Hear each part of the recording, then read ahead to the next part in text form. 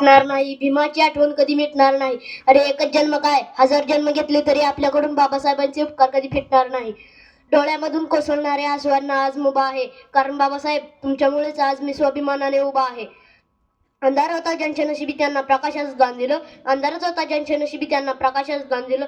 बाबासाहेब मानावे किती उपकार तुमचे, तुम्हीच तर भारत देशाला संविधान दिलं. बाबासाहेब एकदा जेवत होते. त्यांनी त्यांच्या वडिलांना विचारलं, बाबा तुम्ही जेवणार नाही? त्यांचे वडील म्हणाले, नाही, तुम्ही जेवून घ्या मग मी जेवणार. असे 4, 5, 6 6व्या दिवशी त्यांच्या लक्षात आलं की मी जेवल्यावर टोपल्यात भाकरीच उरत नाही तर माझे वडील खातात काय.